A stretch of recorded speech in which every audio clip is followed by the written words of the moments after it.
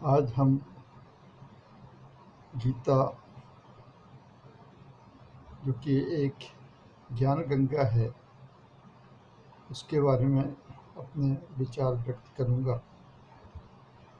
अभी समय का 3:30 बजा हुआ है। ये हमारे विचारधाराएं जो भाव दे रहे हैं उसी को अभिव्यक्त कर रहा हूँ। जैसे गंगा जी का उद्गम स्थान हिमालय है, उसी प्रकार से ज्ञान गंगा गीता जी का उद्गम कुरुक्षेत्र है।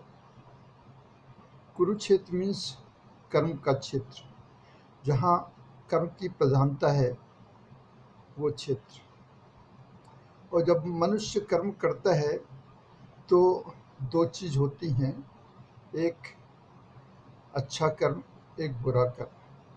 तो इस अच्छे और बुरे कर्म की ही आपस में जो संघर्ष है उसको गीता के माध्यम से प्रदर्शित किया गया है। अब एक विचार आता है कि क्या गीता उस युद्ध क्षेत्र में लिखी गई, जो कि एक असंभव सा लगता है। हमारे यहाँ सनातन धर्म में हमेशा भगवान को या ब्रह्म को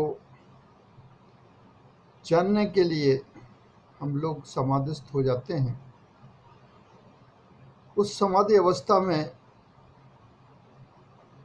अपन को एक विचारधाराएं आती रहती हैं, अनेक विचारधाराएं आती हैं जो कि एक परम ब्रह्म परमात्मा देता है, अच्छे विचारधाराएं देता है, उसका सलूशन देता है। यही भाव एक बार महर्षि वेद व्यास जी ध्यान मग्न थे, उनके अंदर अकस्मात ये भाव आया कि भगवान कुरुक्षेत्र में किस प्रकार से कृष्ण लड़ रहे हैं एक योद्धा के साथ, और किस प्रकार से सारथी का काम कर रहे हैं। तो उनके अंदर एक प्रेरणा आई। उस प्रेरणा के जरिए उन्होंने उसका लेखन कार्य चालू किया। लेखन कार्य उनको फर्स्ट 2 दिन के फर्स्ट 2 डेज का जो था पीरियड, उस वक्त वो जैसी समाधि से उठते थे और लिखना चालू करते थे तो वो बहुत सी चीज़ें भूल जाते थे। इसीलिए क्या हुआ कि भगवान से उन्होंने प्रार्थना किया, हे भगवान, आप मुझे ऐसा कोई देवता दीजिए या शक्ति दीजिए जिससे कि हम जो ध्यान मग्न में रहते हैं वो विचार मैं व्यक्त करता जाऊं और वो लेखन कार्य करते जाऊं। तो भगवान ने उनको गणेश जी को उनके पास भेजा। गणेश जी के आते ही उनने दूसरे दिन का भी समय निकल गया, पहले 2 दिन का समय निकल गया था, लेकिन गणेश जी ने दूसरे दिन से एक अपनी कंडीशन रखी कि मैं गीता का ज्ञान जब भी लिखूंगा जबकि आप रुकना बंद नहीं करेंगे, आप बोलते जाएंगे, हम लिखते जाएंगे। महर्षि वेद व्यास जी ने अपनी एक कंडीशन रखी, ठीक है, हम जो है बोलते जाएंगे, लेकिन आपको लिखना केवल समझबूझ कर ही लिखना है, सोच कर ही लिखना है। कभी ऐसा नहीं करिएगा जिससे कि समाज के प्रति जो ज्ञान जा रहा है वो ज्ञान सही ना जा पाए।